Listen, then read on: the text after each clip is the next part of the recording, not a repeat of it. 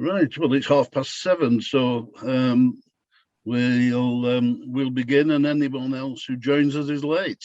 That's the easiest solution. So welcome to our meeting tonight. It's nice to see you all again. I try and keep you up to date with what the Society's up to, those of you who are not on the executive committee. And I've written a note on a piece of paper, and the piece of paper is gone, so that's technology for you. But one thing that we're about to launch, so you get in advance notice of it, other than the exec, and that is a campaign aimed at the council about the state of our roads, not the potholes, which is not the city council's issue anyway, that's county, but the weeds and the state of street furniture. We're sending a letter to the leaders of the separate parties this coming weekend, drawing attention to the condition of the roads, and citing an incident a couple of years ago when a prospective, an entrepreneur who was looking at sites for expansion and would have involved local employment, having got to the end of Caton Road, said, "I've seen enough. This is obviously a rundown town. I do not want to invest here. Take me back to my car."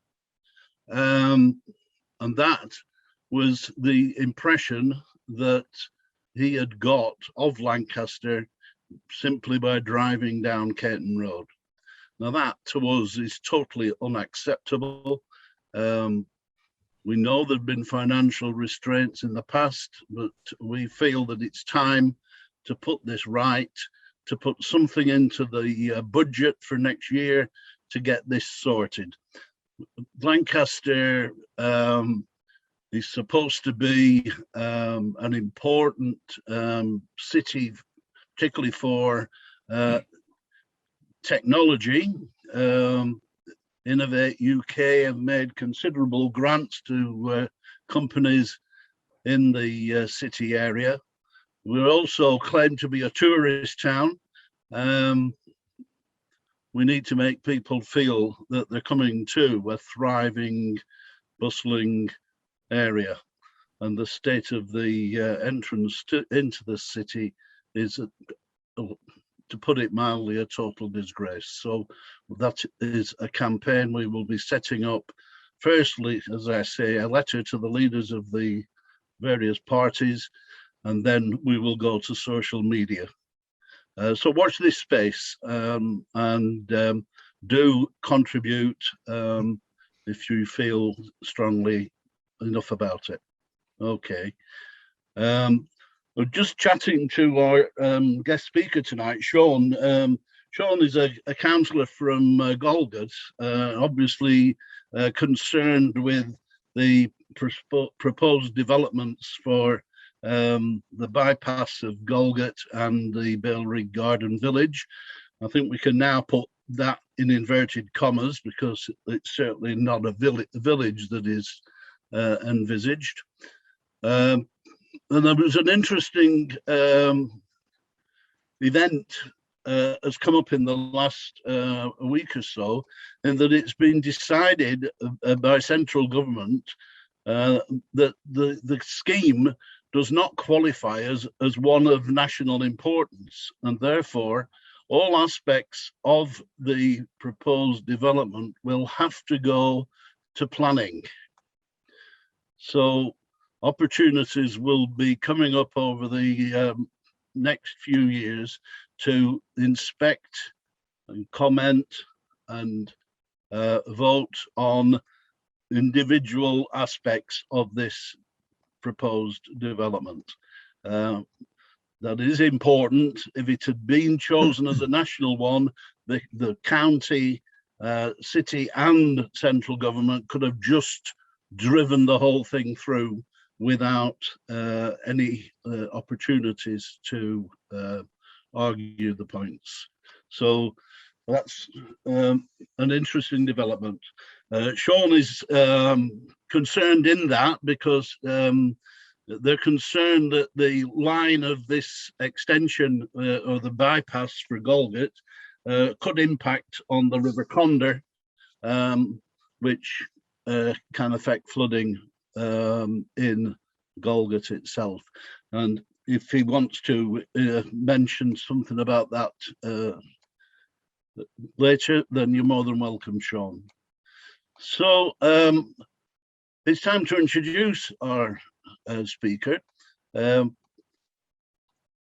Shaun has done considerable research on the war dead of the village of Golgot and the area of Ellel, and his presentation tonight is on that subject. Very apt, as of course Remembrance Day is tomorrow. So without further ado, I must mention it is being recorded, and will eventually, once Shaun has had a chance of agreeing it will be put up on the website. So if anyone that you speak to says, "Oh, I wanted to hear that," then they will be able to go and get it on the website. And therefore, to aid with recording, I can see you've all muted, except me. And so I shall now find my mute button. There it is. Over to you, Shaun. Thank you very much. That's a brilliant introduction, and thank you again for it. I'll just start screen sharing now. So hopefully you can all see the screen unfettered by any notes or anything like that. And I'll just do a bit of jiggery pokery with the screen there. So hopefully everyone can see and hear me. That's the first most important point. As John and David have said, I've done quite a bit of research initially into the war dead of Galgate and Ellel, and that research has expanded over the years, like everything does. Everything grows and keeps growing as time goes on, and I've now got the details of around about 400. It's about 450 actually, near figure of men and women who served in the 2 world wars and indeed in other conflicts as well. So you'll be relieved to hear that tonight we're not going to go through and do all of those. We're just going to do a selection of really what I would call social. It's a bit of a mix of social history, really, more than anything. Social and military history. It's not a specialised military history presentation, but it'll just give you a flavour of what Golgot and Ellel is like, what it was like during World War I and World War II, and where you can find further information. So the first slide it depicts Golgot Silk Mill, which I think most people are familiar with. You'll see that on the end as you come into Golgot from the A6 from Lancaster. And the company that owned it at the time of both World Wars, W.T. Thompson, said it was the oldest mechanical silk spinning mill in the world, and it actually began production in 1792. This bit here, where you can hopefully see my cursor, that's the new mill, which has just been converted into student accommodation. And it's laughingly called the new mill, but it does in fact date from 1852. Now, this is a little bit about me, which I'm not going to dwell on because we're not here to listen to what I'm up to. I'm from Stoke-on-Trent, and which is where my accent is from.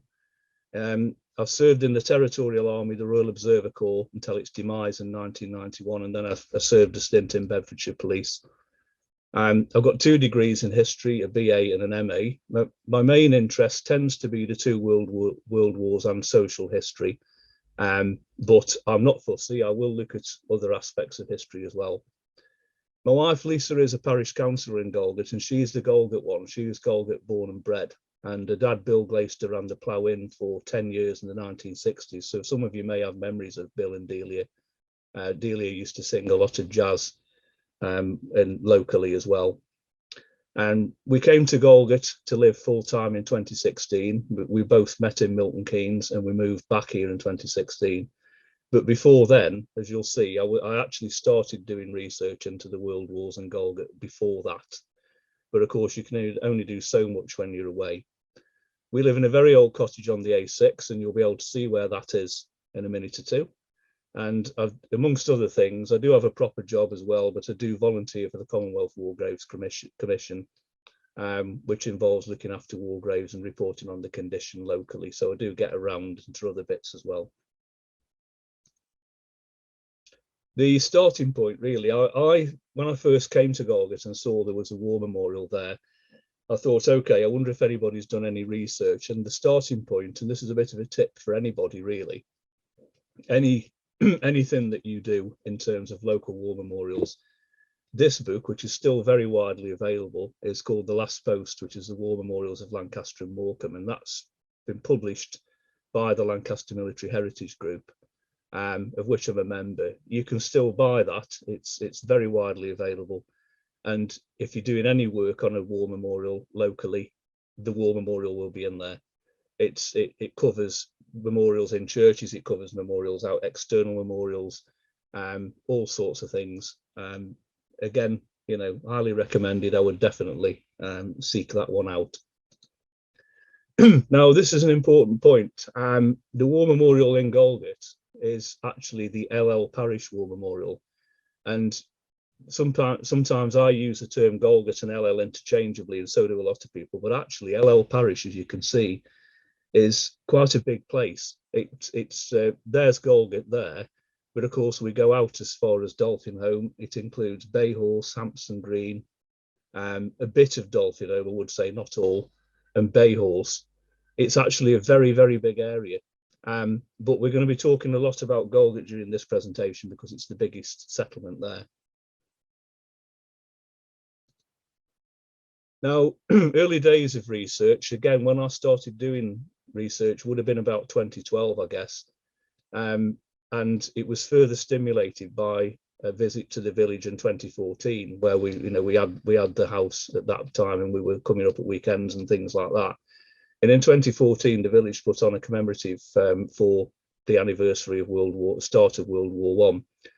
And that started me off, and I spoke to a few people and saw what was out there in terms of information, local studies, etc.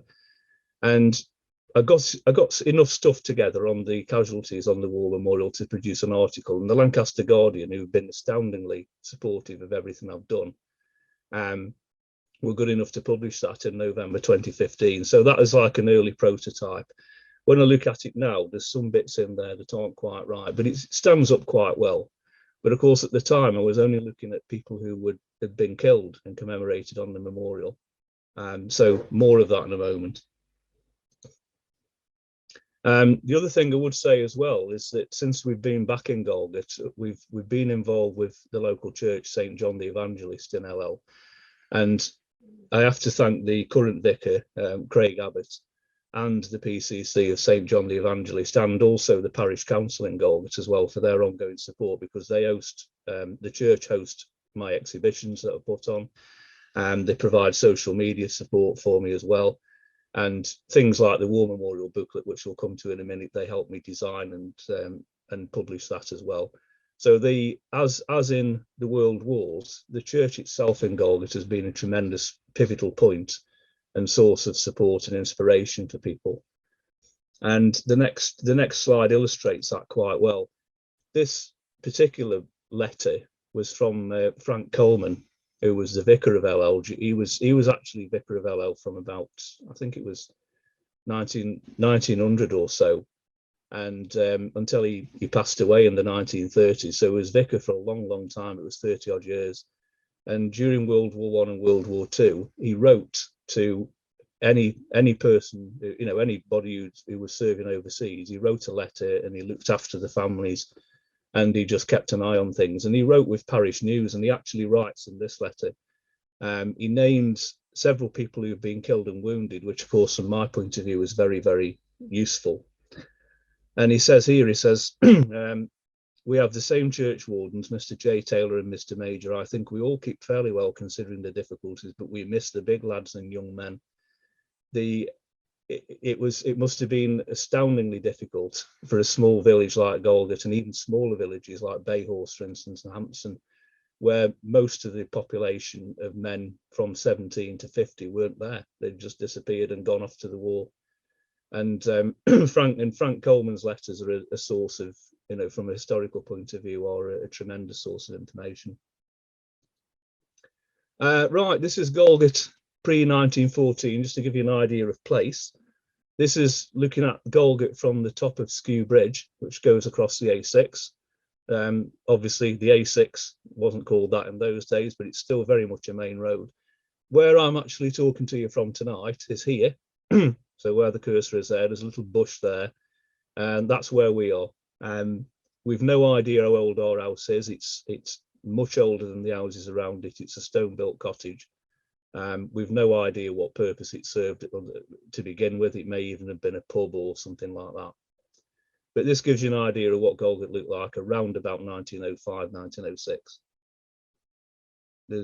We could actually do a very good presentation at some point on views of Golgot, because this is only scratching the surface.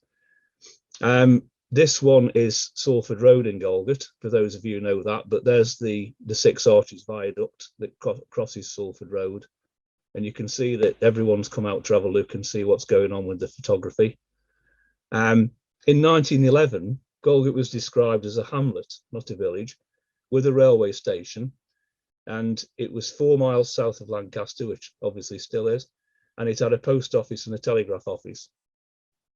Now, I don't know how many people lived in Golgot in 1911, but there's only about 1,600 live in Golgot now.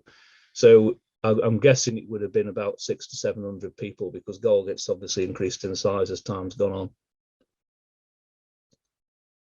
That's another view of what we now know today as Salford Road, but this is what was then known as Low Mill Road. And this building here, it was a mill. It was a cotton mill originally. By the time this photograph was taken, it had closed down, and it later became a gas, like a gas depot. If you like, I can't think of the exact words now, but gas works, sorry. So it was a gas works.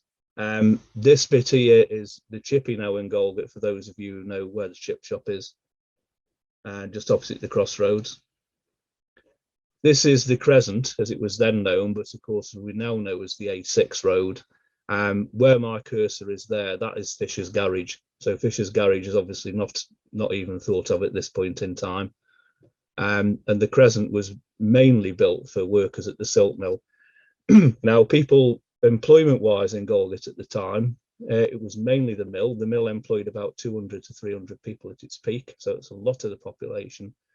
Lots of people worked in farming, lots of people worked at Ellel Quarry, and lots of people worked as estate workers for the local surrounding houses.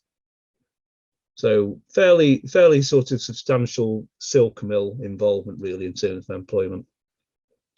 And this picture is taken from what is now Chapelside, which is a bungalow development that's been built on this field. And this shows the church around about 1908. So it's very, very early on. The church itself was only built in 1907. And interestingly, it shows the factory in the background, the silk mill. And you can see smoke coming out of the chimney, which I didn't realise until you did a bit of jiggery-pokery with the actual photograph. You couldn't see that. So that's pretty much all we've got time for on views. I'm not going to dwell on that, but as I say, it's an interesting topic, and you could do lots and lots of great then and now views of Golgot. Now, during preparation for this year's centenary of the War Memorial, there were a couple of significant discoveries that we had that advanced my research, because obviously my research has been going on in the background for quite a while in terms of finding people who've served in Golgot. And there's a couple of things that really pushed that along. For many years, we thought, when I first started looking at Golgot and who had served in World War I thought, well, there must be a roll of honour somewhere. Most parishes have them. I mean, for example, if you look at Scorton, they've got theirs framed and up in the church.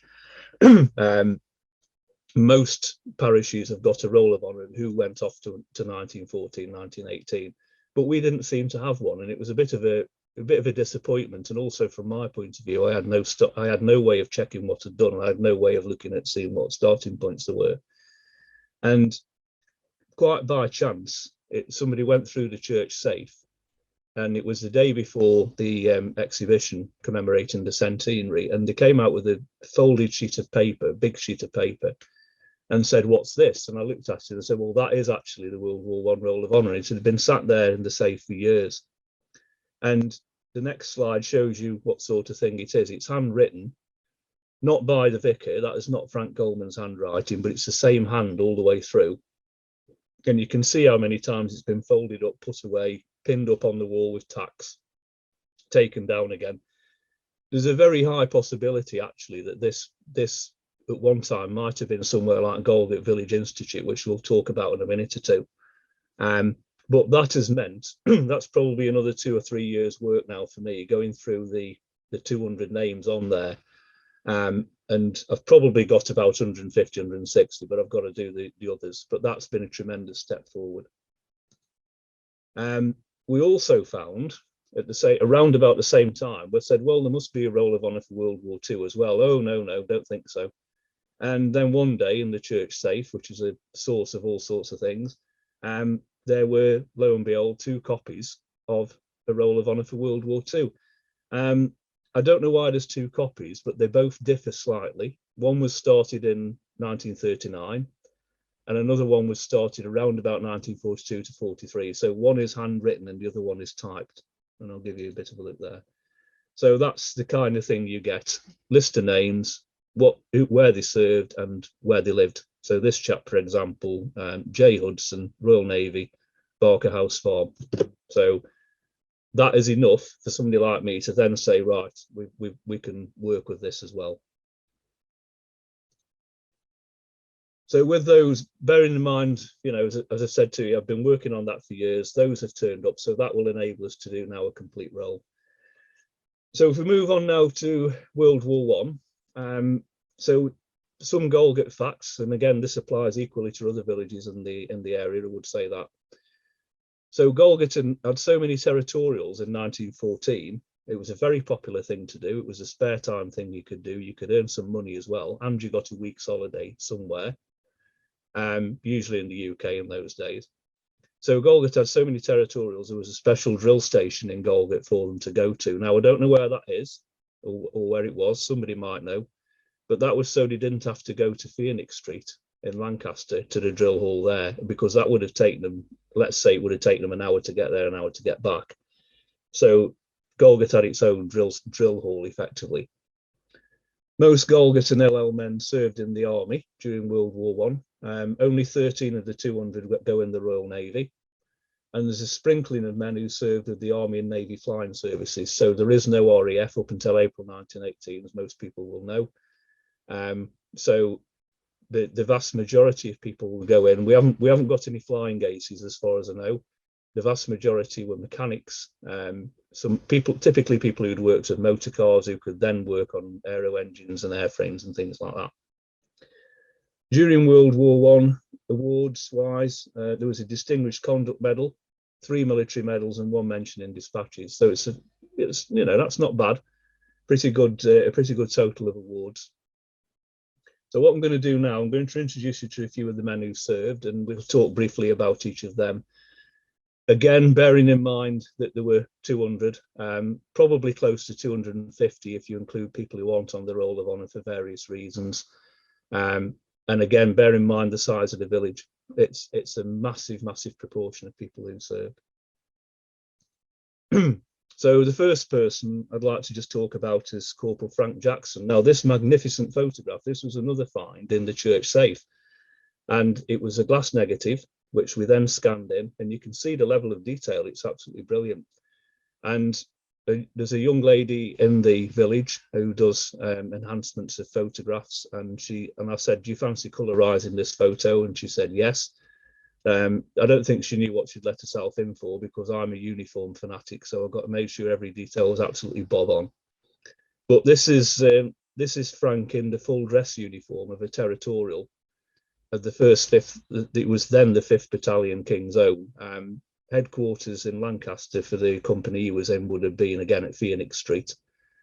And Frank himself was born in 1893 in Carnforth, and in 1911 he lived at Balerig, in the bungalow Balerig, because his father Lancelot was a gardener there, and Frank himself was an apprentice gardener and later a gardener at Balerig, which was the home of Mr. Story, which we'll come to in a minute or two. Now, Frank had been a territorial for 4 years by the time World War I rolled around, so he'd enlisted in 1910. He became a corporal around about early part of 1914, which dates this photograph quite nicely, because in this one he's a full corporal. And he went to France with the 1st 5th Battalion, as it became, on the 14th of February 1915. Now, unfortunately, what happens to Frank is that on May the 8th, 1915, there's tremendous fighting in the Ypres salient, and the 1st 5th Battalion put in a bayonet counterattack, basically, against the Germans. Frank is severely wounded on the 8th of May. And in the newspaper, I think this is actually the Lancaster Observer, this rather sad notice appears, and it says news was received by Mr. and Mrs. Jackson of Balerig Cottages that their son, Corporal Frank Jackson, has died of wounds. Now, this came from a letter sent to Frank's mother by Sister Medfoot, who was in charge of the casualty clearing station. And Frank had died after 2 days in the casualty clearing station, basically. She says, the letter said, I am sorry to tell you your son, Corporal Jackson, died here yesterday. He was wounded in the spine and his foot was broken. He was paralysed when he came in and suffered very little pain. He had every care and attention, and he was only here for 2 days. Now, that letter preceded the official War Office notification by quite a long way. And that is fairly typical of 1914 to 1915. You know, these things do take a long time to filter through. It does go on to say there, he says Corporal Jackson was one of the gardeners at Balerig, and he was a member of the cricket club, which is interesting, I didn't know that, and had been connected with the territorials for 4 years. His father is the joiner and electric light attendant at Balerig, so in those days you had to have an electric light attendant to look after your power supply. This is the gardens that Frank and his father would have worked on. This is Thomas Mawson's design. Now, I know that members of the Civic Society will be entirely familiar with Thomas Mawson, so I'm not going to go on about Thomas. The interesting thing is that one of Thomas Mawson's sons, James Radcliffe Mawson, was killed in May 1915, also serving in the same battalion as Frank, and also as a private soldier. So I can't accept that Frank and James Radcliffe Mawson didn't know each other. They almost certainly did. Frank would have actually outranked James as well in the territorials. But as I say, it's an interesting thought. This is a picture of Balerig. That's actually Mr. Story there, getting down from. I think this was after he was made Lord High Sheriff of Lancaster, I believe. Another interesting thing that we've got in the church in Golgot is Frank's actual grave marker from 1915, and you can see there it says died of wounds 10th of May 1915. Now, what happened here was about 1925, 1926, when the Commonwealth War Graves Commission were replacing these temporary markers with the marble headstones that we know now. Frank's mum and dad went across to Belgium, and the idea was if you wanted your son's grave marker, you could take it with you, which they did. If you didn't, they just got chopped up and sold for firewood. And there's pictures of huge bonfires of temporary markers, because as far as the Belgians were concerned, you know, they were quite happy to have the firewood, and that was fine. But Frank's grave marker was brought back. It actually stayed outside the church for quite a while. And this is St. John's Church, and that's where the grave marker was. The grave marker was actually there till 1967, and by that point it had deteriorated quite badly, and it was brought back inside the church, and it's in the vestry now. If anyone can come to the church on this Remembrance Sunday, you'll see the grave marker. We usually get that out and put that out on display. So Frank unfortunately, Frank has the distinction of being the first person on the Ellel War Memorial. and he was the first casualty. So next person I'd just like to talk about briefly is Thomas Downes Stewart. Now the Stewarts were quite a big and prominent and wealthy Golgot family. This particular photograph, I've done it before and after, because you can see that this photograph was quite badly damaged, and this shows Thomas, who was in the military police, the Royal Military Mounted Police it was then, the MMP, and that's his father Joshua. And the photo was digitally restored. But the interesting thing about this is that you can see Golgot Mill in the background. The house where you're standing is still there, very much still there. It's the first house you encounter going into Golgot. And the bush that they're standing in front of is also still there. So it's a very, very hardy bush, and it's done really well over the years. I couldn't help but put these two photos in. This is also Thomas Downes Stewart, and here he is as a sergeant in the Mounted Military Police. Now, this this horse is not his horse. This is an officer's charger. You can see from the quality of it and the grooming. He's got a bit of a cheeky grin on his face while he's doing this, because he knows he shouldn't be doing it, but you know, somebody's clearly allowed him to do that. Thomas was a policeman. He was a reservist when the war broke out, and he was recalled from the police, Manchester Police, to the military police. And after the war, he went straight back into the Manchester Mounted Police Division, and you can see him here on a rather splendid horse. Excuse me. And he had a long career in the city police. He didn't actually retire till the late 1930s. And the next person, again, is a very interesting soldier, John Thomas, his nickname was Gunner Wilkinson. Now, nobody really knows why that is. He isn't from Golgot originally. He was born at Ulverston Workhouse in 1877, but he moved to Golgot at some point in his teens, and he married Mary Gardner, who you can see there. Now, the Gardners are a very old Golgot family, and there's many of them to this day. In 1900, he enlists in the militia at Preston, and he actually served in South Africa in the Second Boer War. And in the photograph here, there's several things of interest. One is you can see the ribbon of the Queen's South Africa medal there. And also, he's done an old soldier's trick here of putting his knife, fork and spoon in his puttees at the top. Something that would drive your sergeant major round the bend, and you certainly wouldn't be doing it. But clearly in this case, he's thought, well, I'm having my photograph taken. So here I am. And in 1914, he was in the Lancashire Fusiliers, the cap badges of Lancashire Fusiliers. Now, what we don't know, excuse me, is he was in World War I. He was in the Lancashire Fusiliers to begin with.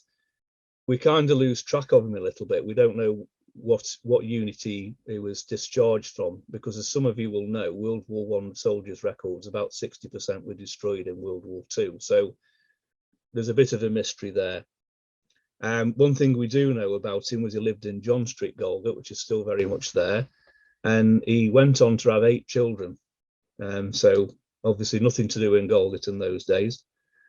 We think he might have been invalided from the army in 1918, and there's a family story that says that he was so shell-shocked when he returned home that he used to go, some days he'd just go out of his mind and he'd guard a field near Golgot, and he'd stand at the gate and he wouldn't let anybody in.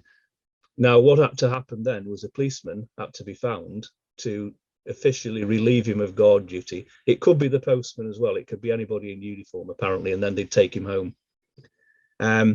He did have quite a long working life, and he worked at Ellel Quarry, and he died in Golgot in 1938. And this is actually him and his grave in Ellel graveyard of himself and Mary. Now, we haven't finished with the Wilkinsons just yet. We will return to them later on, but you'll see that in a moment too.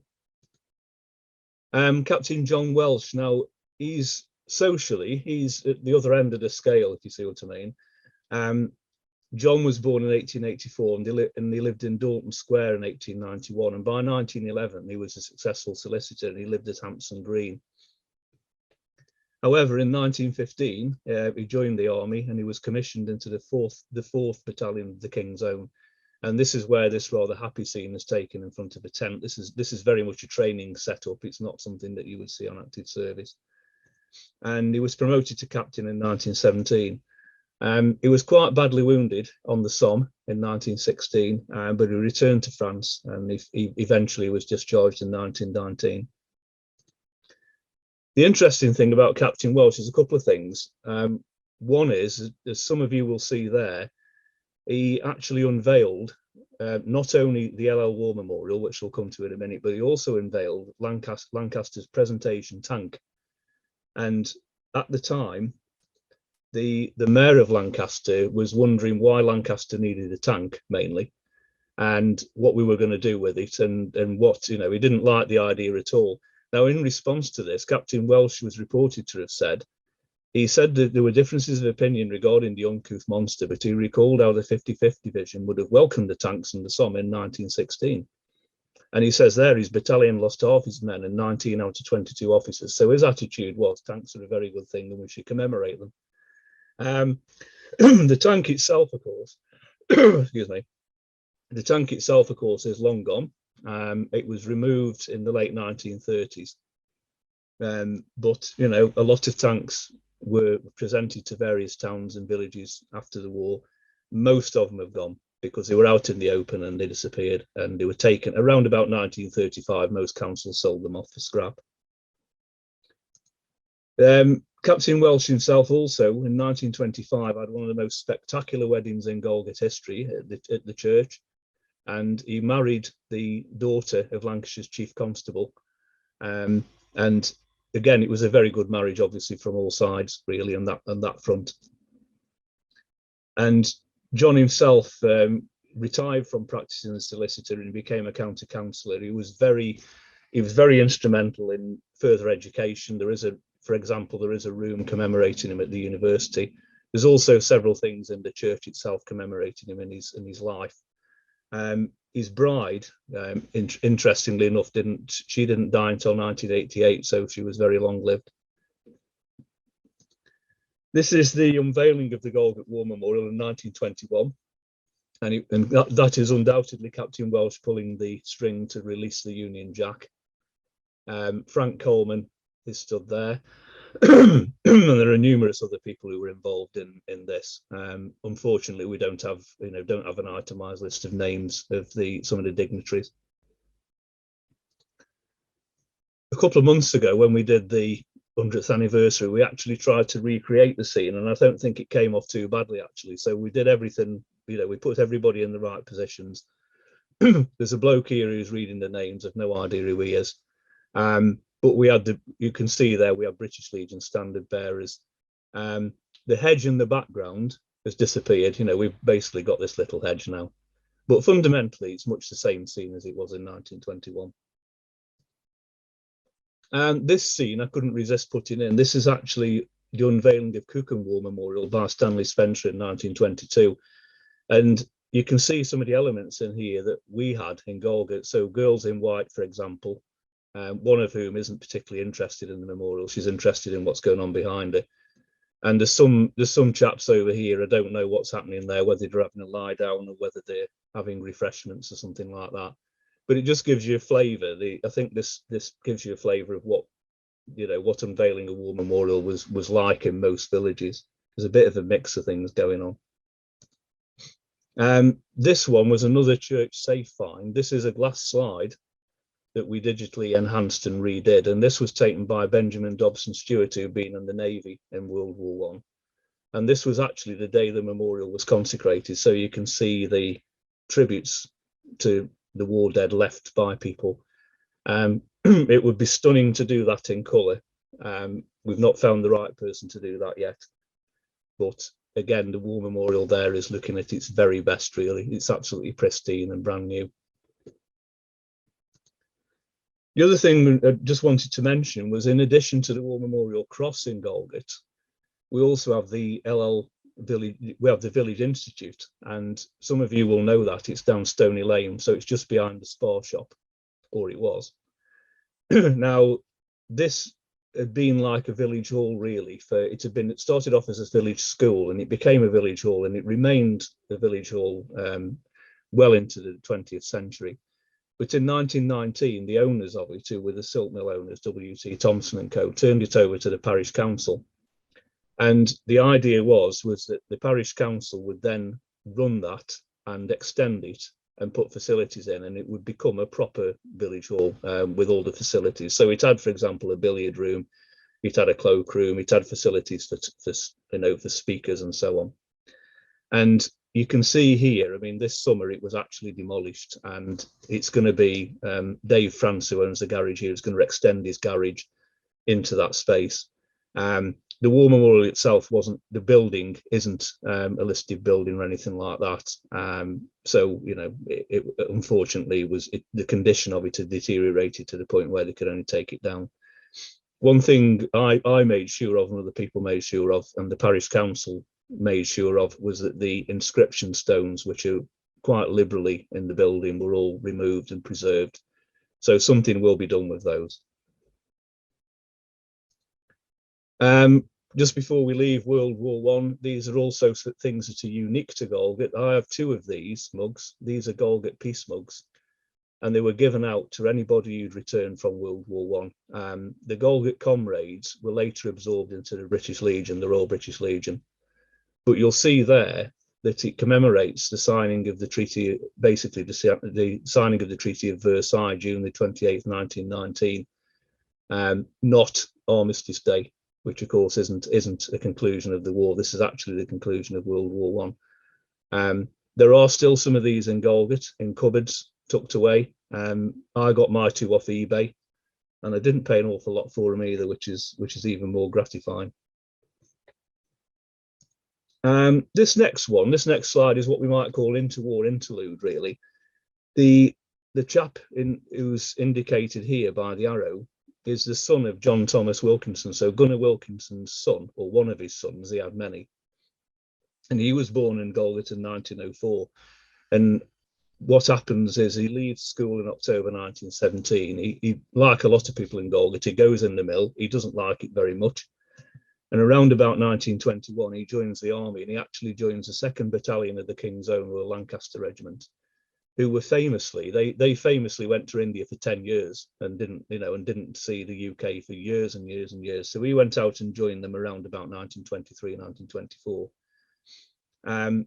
This photo was taken at Rawalpindi, which is in northern India, and the King's Own were there for 5 years in that station.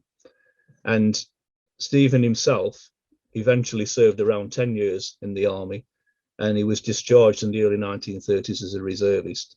Now, the other interesting thing about him as well is that he was recalled to the army in 1939, and he went to France with the British Expeditionary Force. And by this point he was getting on in military terms. He was an old man, so they put him in the Pioneer Corps, and he was wounded at Dunkirk. He was actually wounded on the beaches at Dunkirk, and the army discharged him when he'd recovered. But really, on his discharge, he was a very sick man. There were a number of physical issues he'd got, and he went to live in Preston, where he found a bit of work there. But unfortunately, he died of natural causes in 1942. He is on the Golgot War Memorial.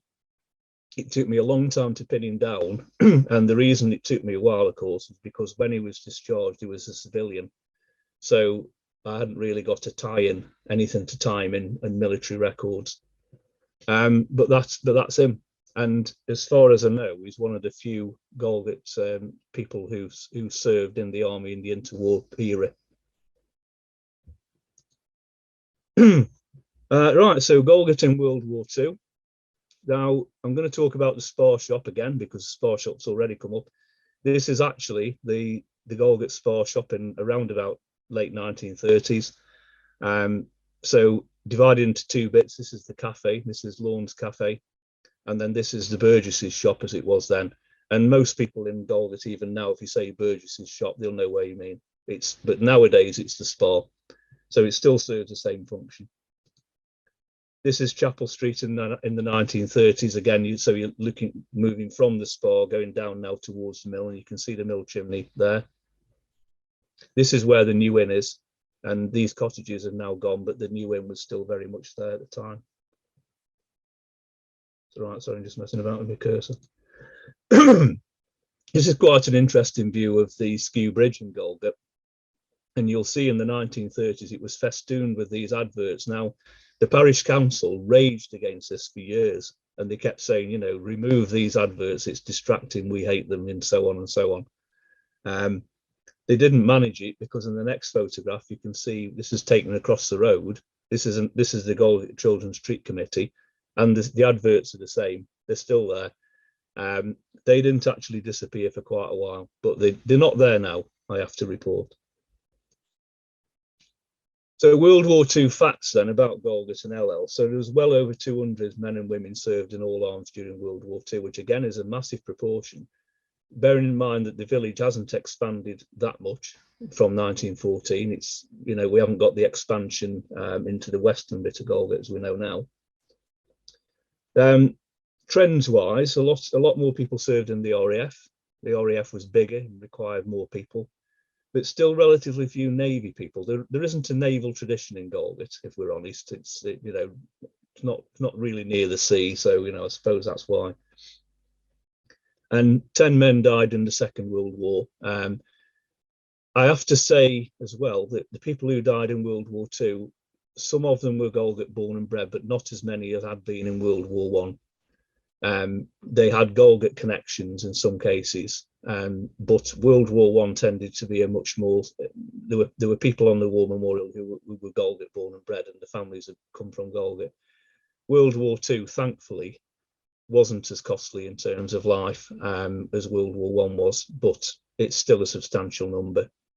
It is quite interesting when you go through the War Memorial how many people are sort of have Golgot connections because they married into local families, for example. And there's a lot of Lancaster Golgot crossover on the War Memorial. So you will find people like Eric King, for instance, who's on the Golgot War Memorial, and he's also on the Lancaster one. More documented involvement from all levels of society, more civil defence workers, yes, ARP, police, so on. Awards-wise, an Air Force Medal, a Distinguished Flying Medal, a mention in dispatches, and a Distinguished Service Medal. So again, given that decorations weren't awarded that liberally in World War II, it's a substantial total. This photograph came from Jim Holland. I don't know if he's on the call or not, or if, you know, but obviously thank you to him because his dad was involved in this. This is the Golgot platoon of the 4th County of Lancaster, South Lonsdale Battalion with Home Guard. Now, Lancaster had 2 city battalions of Home Guard. The South Lonsdale Battalion was effectively composed of units out in the outlying villages and outlying areas. This building you can see here is roughly where Golgot Health Centre is now. So, you know, when I go to the doctors, I always think about that. There's a couple of people on here. We know roughly 80% of the names on here because there's some people in the village who, you know, are in their 80s and 90s who remember these people. For example, this is Mr. Liptrot at the front. He's a lieutenant and the platoon commander. He owned Liptrot's Builders. That is Herbert Gardner sat next to him. Now, Herbert Gardner is wearing, if you look at it, the way he's wearing his battle dress blouse, it's open, which the army didn't like and wouldn't let you do unless you were an officer. In Mr. Gardner's case, he had to because his throat had been taken out by shrapnel in World War One, and he had a rubber tube that basically was his windpipe. So he had no other option. Now, apparently, you could understand him. You know, he lived a long and happy life, or relatively happy life. You could understand what he said, but of course, in this case, he can't wear his collar buttoned up. It's going to be intolerable for him. And there are many other people on here. I mean, there's John Moore there. John Moore is only a 16, 17-year-old lad here, but he goes on to fight in most of the major campaigns in World War II. What's actually happened is all the youngsters have congregated together there, so they all go on to fight in World War II. And there's some of the older men you can see here with medal ribbons from World War One. So it's a good mix. This turned up at the centenary commemorations. It was actually done by a 94-year-old reenactor, and he's got the correct Home Guard insignia for Golgot, which I was really impressed with. And I said, "How did you do that?" And he said, "Well, I just remembered it from when I was a young lad." EL4 is East Lancashire 4, because in the army, and we've had this argument, in the army, Golgot is in the East Lancashire military district. So it might sound a bit strange, and people say, "Oh, what does the army think West Lancashire is?" Well, the army think West Lancashire is basically Cheshire, and Liverpool and round there, Merseyside. So it is absolutely banged on.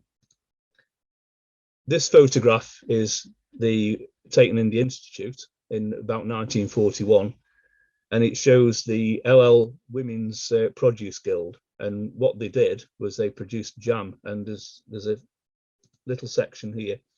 It says the Ellel Women's Institute Produce Guild started their jam making career in earnest on Wednesday when the above picture was taken. Now, they actually produced 130 pounds of jam. And the newspapers, of course, went mad for this. You know, they absolutely loved it. But the Institute was used for all sorts of things. You know, it could be used for work as a workshop. You know, people used to go to woodworking classes from the school there. It could be used for talks and so on. So I'm just going to introduce you to 2 or 3 people from World War II now. Now, this chap is Gordon Staubert. Gordon was born in Lancaster in 1924, but his family moved to Golgot, and by 1939 they were living in what's called the Square. Now, the Square in Golgot is roughly where the Spar shop is, and there is a natural square through which the A6 cuts a big swathe. But of course, in the days, in pre-traffic days, you could actually call it a square, and you could actually have walked around it. Gordon had 5 siblings. I've no idea how they all fitted into his house. His house was roughly where the headmaster's hair salon is now, and it was down an alleyway there. It's been demolished since. The interesting thing with Gordon as well is, of course, he remained Lancastrian.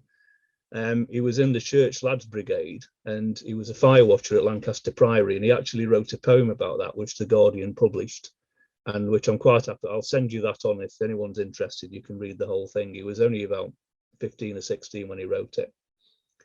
And one of his biggest friends was Charlie Burgess, who was one of the many sons and daughters. They had a massive family of the Burgesses who owned the shop, which is now the Spar. Now, Gordon was also in the Air Training Corps, and he was accepted into the RAF in 1941, and he was deferred until 1942, until the RAF were ready to take him. Gordon he got the travel bug, basically, according to his family, from the RAF. He went and did basic training. He went and did basic training in Canada and the United States. And he finally completed basic training, was posted to a squadron in around about September 1944. This particular photograph was the cause of some merriment with the crew, because Gordon spent most of his operational career flying weather reconnaissance missions from the inner Hebrides. This was one of the few times this was a detachment to Gibraltar that they did, and this was the only time that they'd worn shorts and khaki drill, RAF tropical uniform. They'd had no cause to wear it in the Outer Hebrides for some reason. I don't know why. This is another view of Gordon and his crew in Tiree in 1945.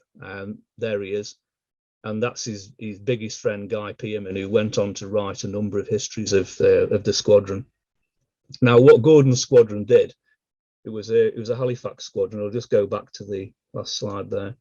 So this is a Handley Page Halifax in the background, and 518 did weather reconnaissance missions. So essentially, it was 12-hour flights out into the Atlantic. They would record air pressure, humidity, temperature, and what you're trying to do is pick up the weather fronts as they come across the Atlantic, and that would be radioed back, and that would influence operational planning. So, for example, 518 were the squadron that provided the weather data for the D-Day landings. So that was a little bit before Gordon joined them, but they actually, when Eisenhower makes the famous decision that, to go with June the 6th for D-Day, based on the weather, that weather data came from 518 Squadron. So it was vital work, but very dangerous. And if you disappeared into the Atlantic, that was it. You were gone. Now, Gordon remained flying he flew with 517, 518 and 519 squadrons, but the bulk of his missions were completed with 518. And in October 1945, he was promoted to warrant officer. And he stayed in the RAF after the war, and he was awarded the Air Force Medal, which is the one here at the end, in the 1947 New Year's Honours List. There aren't citations for Air Force medals, but generally speaking, they were awarded for long and distinguished service and arduous conditions, which certainly this qualified for. an Air Force medal wasn't awarded for contact with the enemy, anything to do with the enemy. It was to do with actual flying conditions. So these are Gordon's medals, which are held today by some. Gordon was released from the RAF in 1947, and he went to work for what was then the Foreign Office, but later becomes GCHQ. And he had a long career with them. He retired to Scarborough, and he actually had a posting to Finland in the meantime, and he married a lady from Finland, and he married in 1959. But they all retired to Scarborough, and he retired in 1987, and he was awarded the Imperial Service Medal when he retired to add to his decorations, and he died in 1992. So he didn't actually return to Golgot after the war. And the next person is Ken Forrester, who until he died in 2018, so he was very much around until recently. Ken himself was a stalwart of various Golgot societies, but he was very prominent in the local history society, and I'm sorry I never met him because, of course, my time in Golgot, I just missed out on him really. But Ken was born in 1921, and eventually he goes to live in Oak Avenue in Golgot, and his wife, Harriet, his widow, still lives in Golgot, and I've had many a very interesting conversation with her. There is still a prize awarded in Ken's name at the Golgot Gaslight Show, which is held every year, and that's for gardening. He was a very, very good gardener as well. Now, Ken, the point I'm coming to with that is that Ken wrote a book called If I Had Only Known, which he privately published.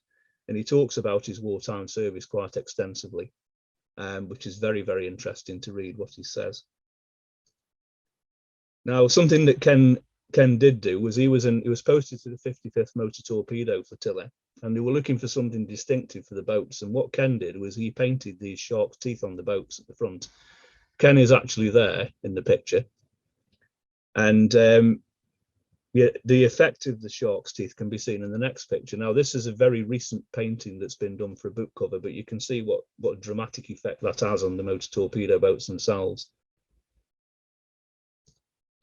This is a photo that a friend of Ken's took, and there's Ken there. Ken says, I'm standing next to the 6-pounder gun. Well, that's the 6-pounder gun, and there he is.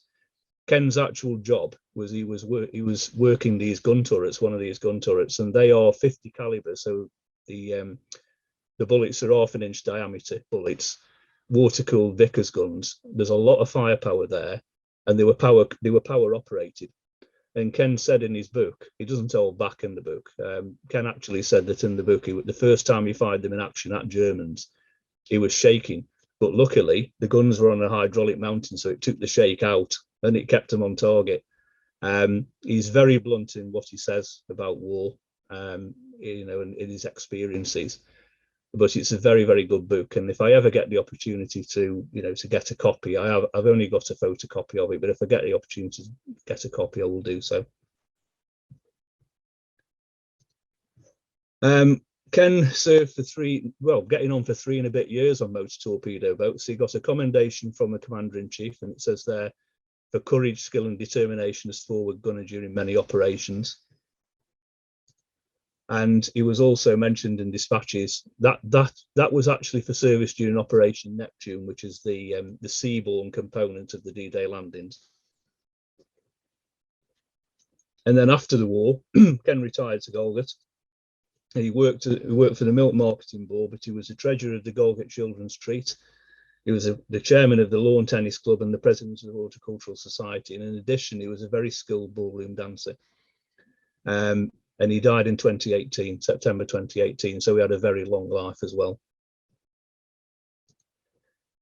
Bill Evans. Now, this is a bit of a sad tie-in again with the church really.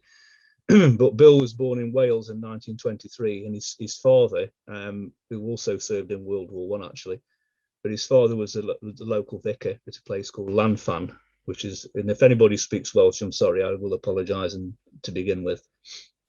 Now, through various reasons that we won't go into now, the family moved to Ellel when his father became vicar of St. John's. His older brother was in the Royal Air Force, and he was the one who got a Distinguished Flying Medal for operations in 1940. extraordinary act of valor. And again, a distinguished flying medal is very, very scarce. Now, this is Bill when he was called up in 1942. That's actually the garden of Glebe House, which it's called now, but of course in those days was Ellel Vicarage. Bill became a tank driver. He drove Churchill tanks, and he served in North Africa, and he served until the end of the North African campaign. And his regiment went to Italy in April 1944, again Churchill tanks. And you can see on this particular picture, he's not wearing glasses. He wore glasses normally, so he clearly felt the need to not wear them in this one. He's got the ribbon of the Africa Star there, so he's already come through one campaign quite successfully. Sadly, in May 1944, the day before a huge attack, Operation Diadem, which was an attack on the positions at Monte Cassino, Bill was driving an armoured car on a reconnaissance mission, and it went over a German mine. He was thrown clear of the armoured car, but he died of his injuries a few hours later. And you can see here, this is where the official notification came through. Now, his family weren't told about his death for a month because there was all sorts of things happening in Italy at the time, and everything moved very, very slowly, and that even in World War II. So it was an entire month before they found out he'd been killed. And again, you can only imagine the effect of that on the Reverend Evans. I mean, it's a terrible thing to happen. It says a memorial service for him and all the boys of the parish who have fallen in this war was held in the church on Wednesday evening week. So it had already been casualties by this point. This is an interesting picture because this is the original grave marker for Bill. It's got his name wrong and it's got the date of his death wrong. The Reverend Evans then wrote to the War Office and said, this is wrong.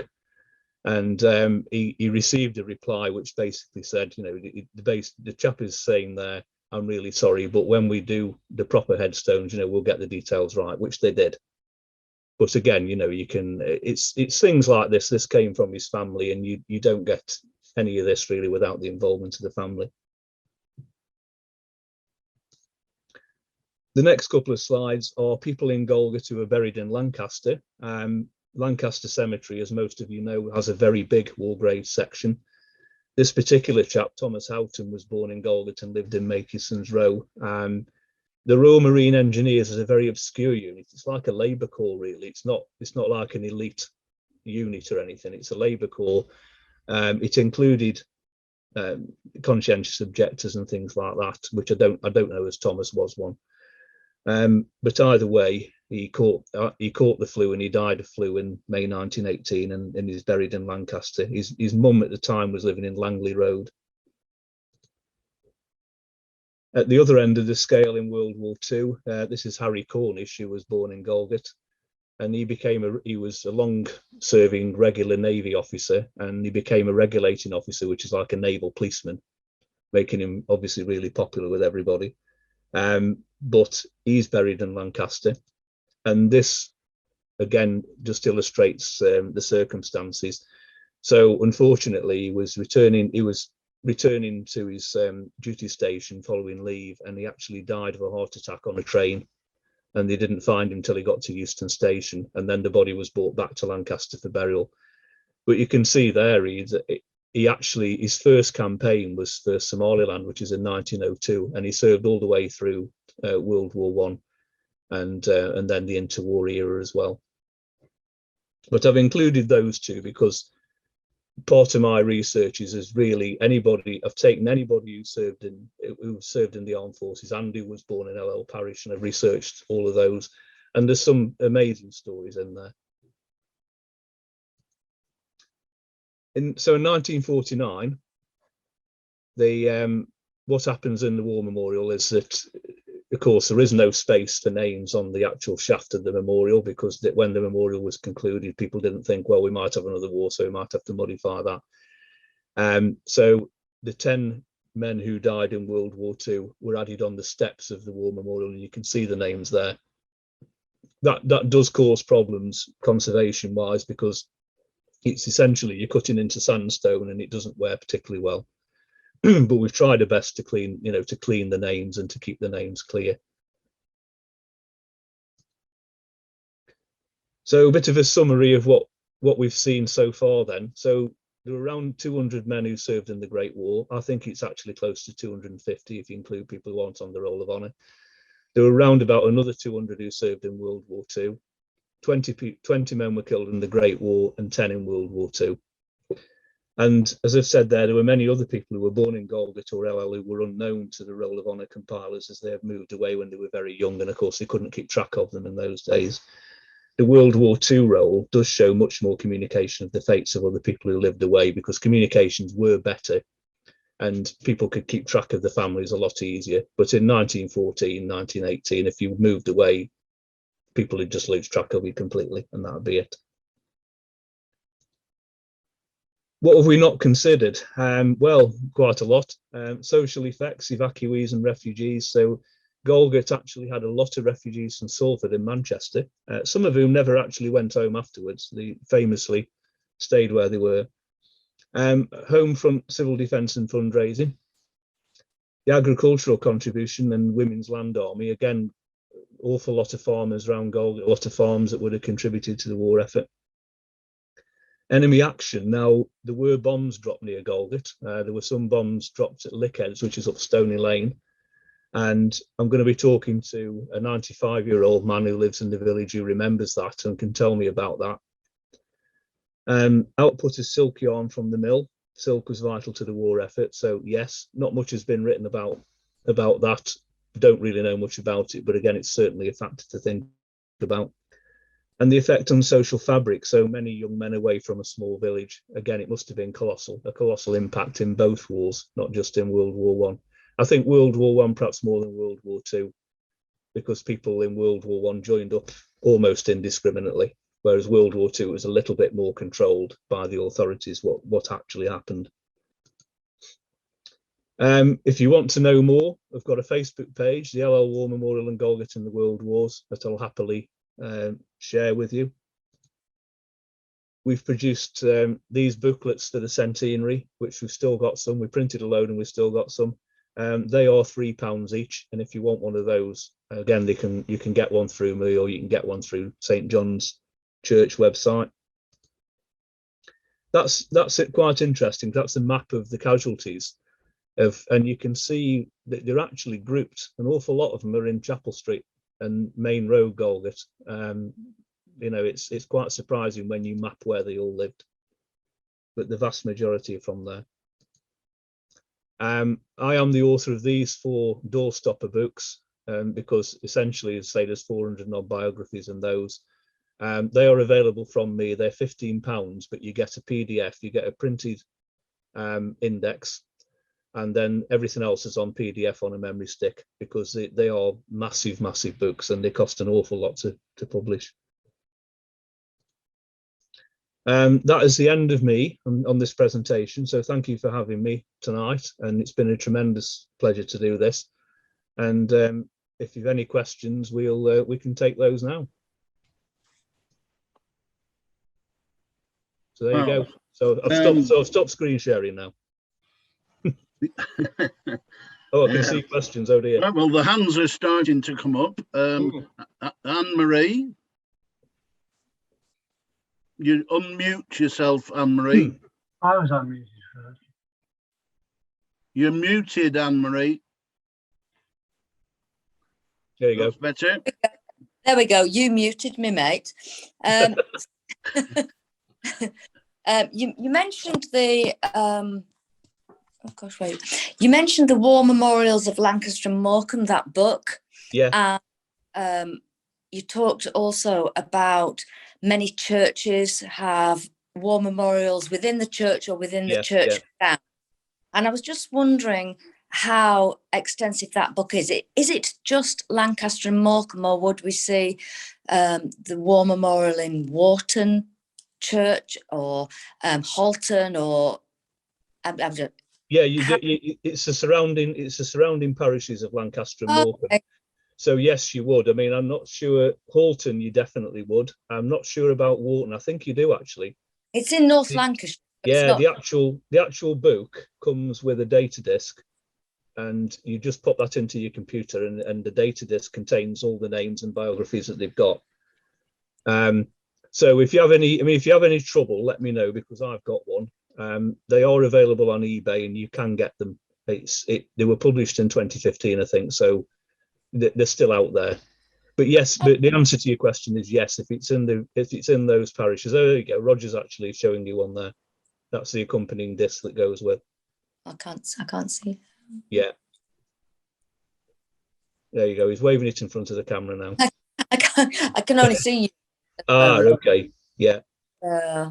So yes, there is an accompanying disc that goes with it, but it's certainly in the library as well, in the reference section of the library.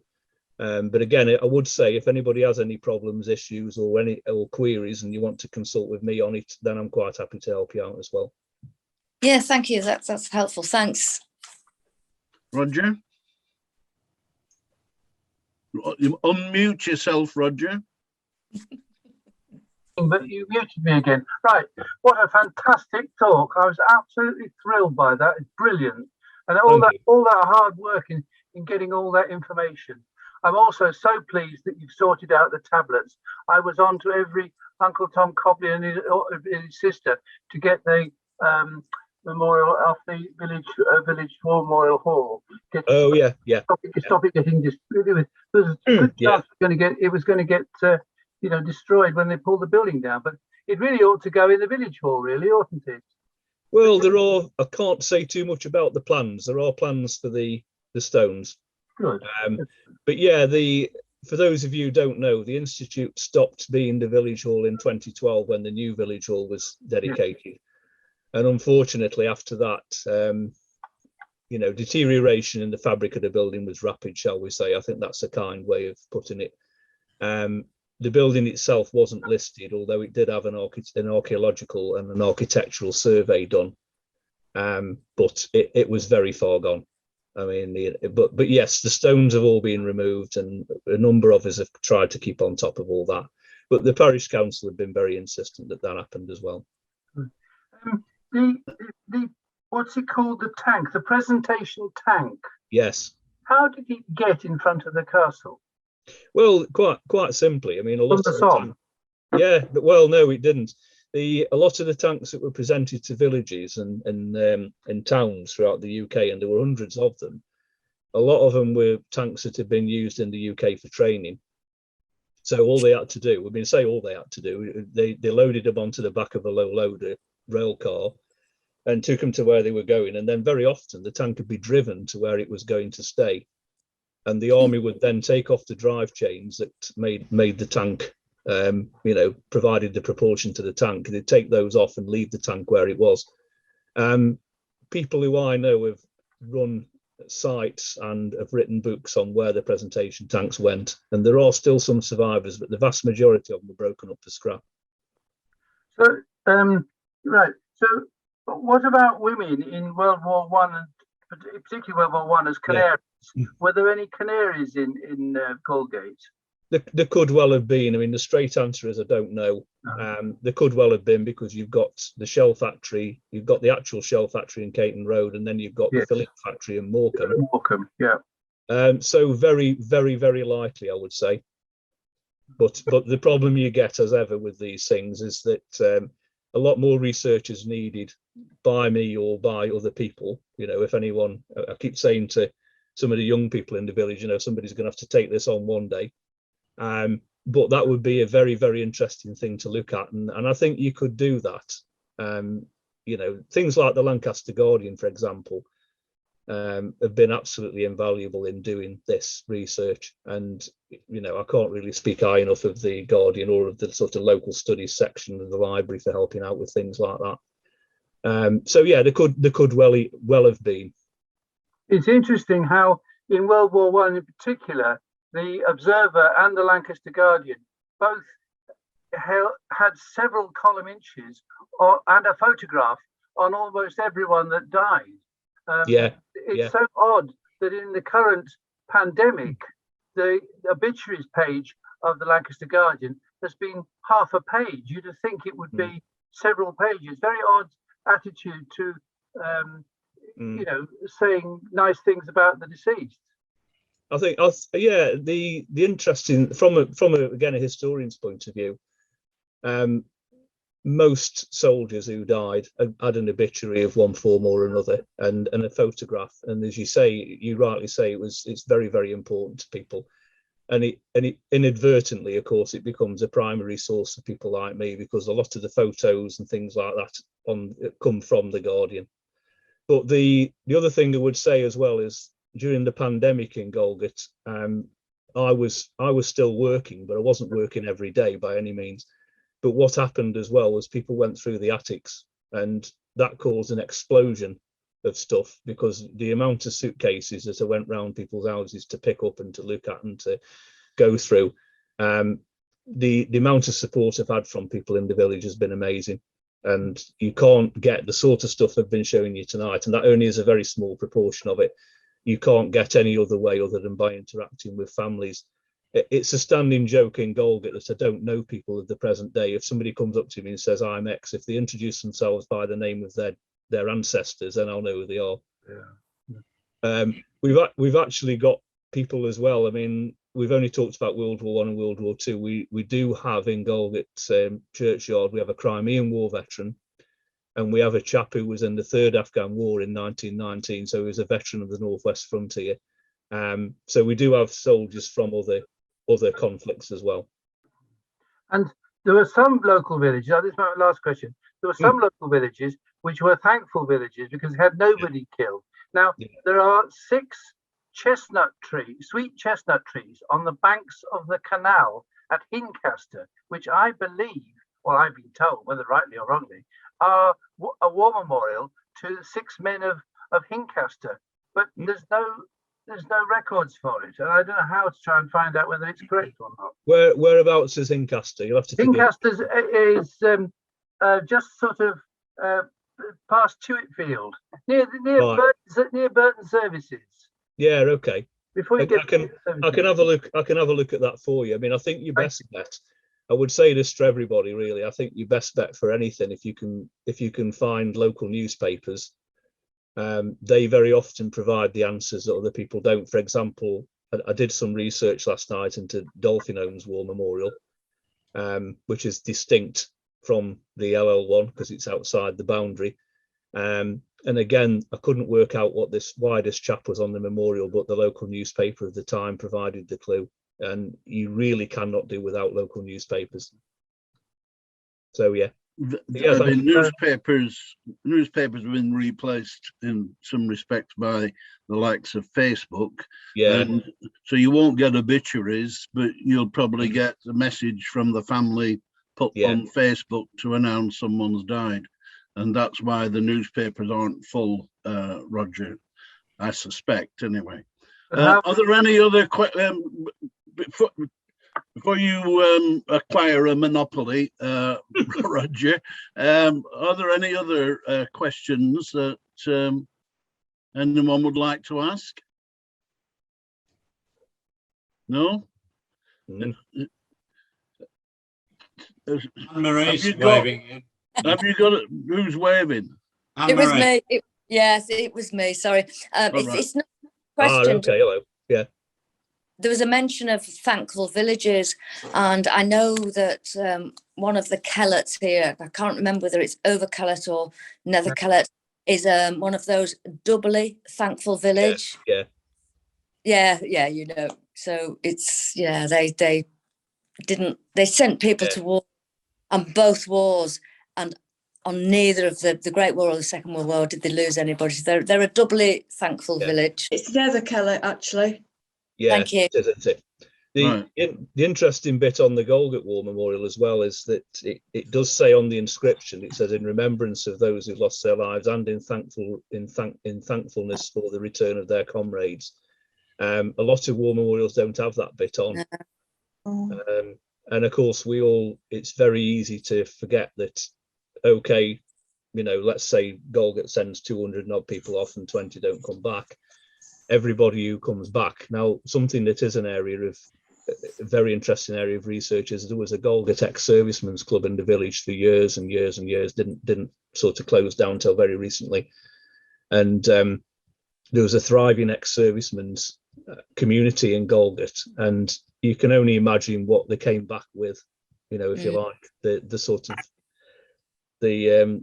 sort of memories that they had, things that they didn't particularly want to remember, and so on. So there was support. They supported each other, I think, because generally speaking, most people, of course, wouldn't understand what they'd been through in any way, but they all supported each other as best they could.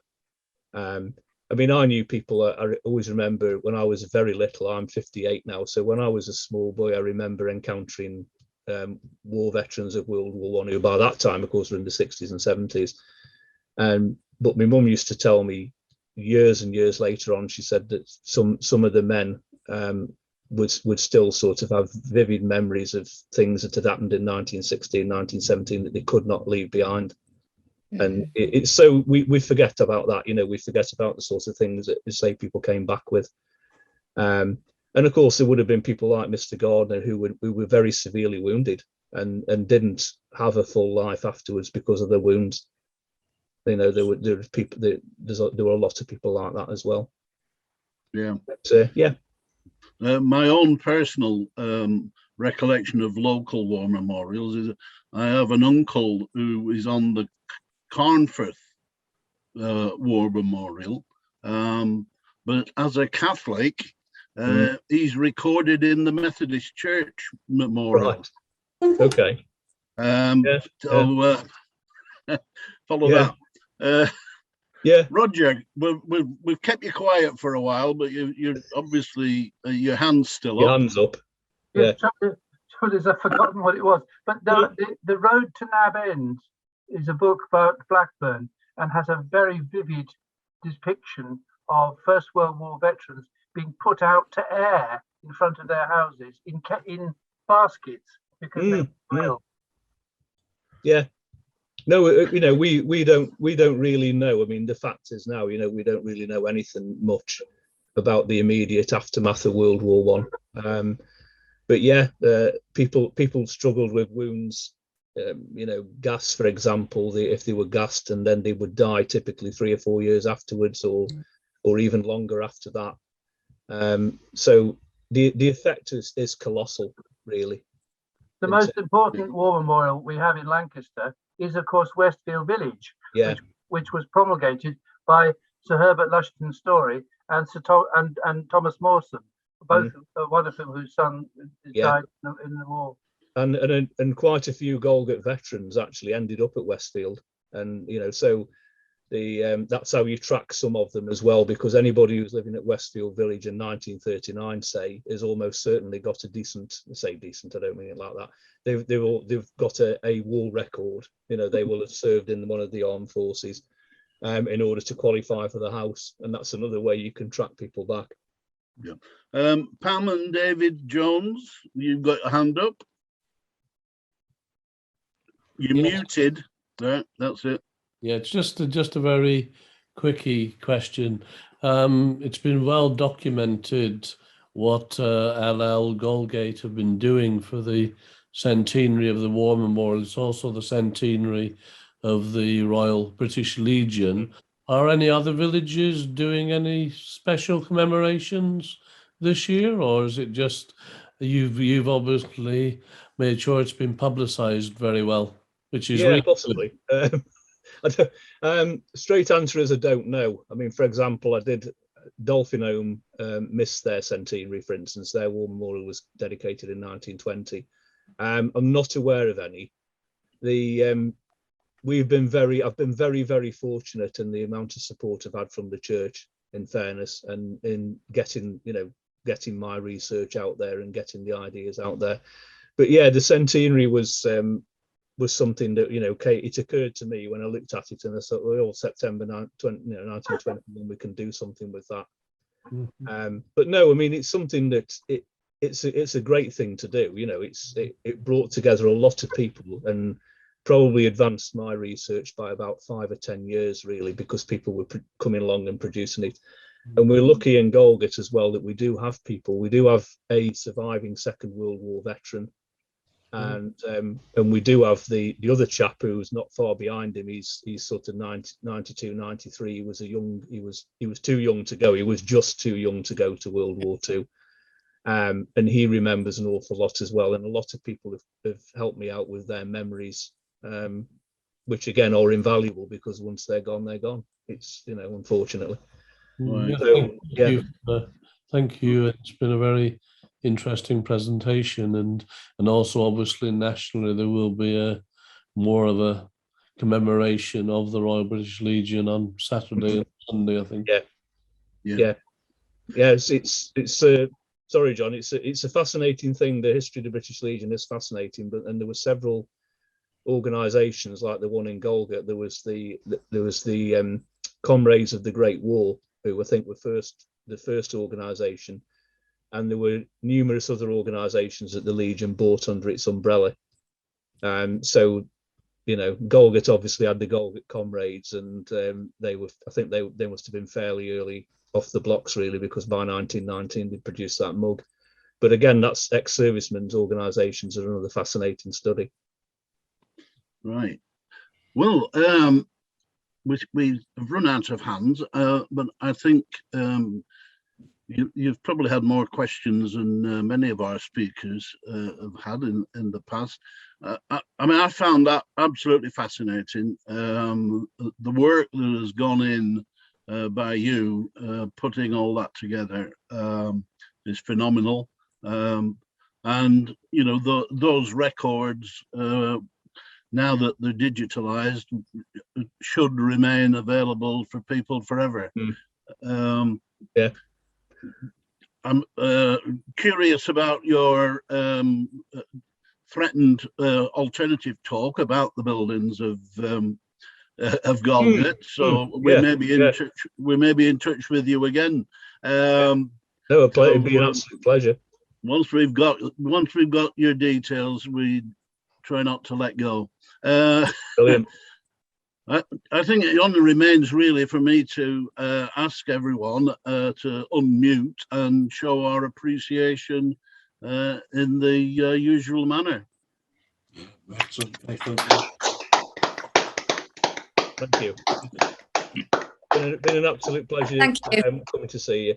And and I mean, to be fair as well, I mean, my wife will testify to the amount of hours she sits there and watches me do things on the computer.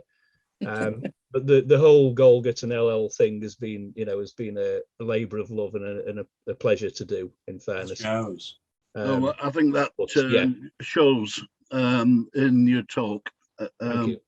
Can you make sure David has your contact details, your email? Well, he will have to have arranged it, but anyone who wants details of any of those publications or any other questions, David will have the contact details.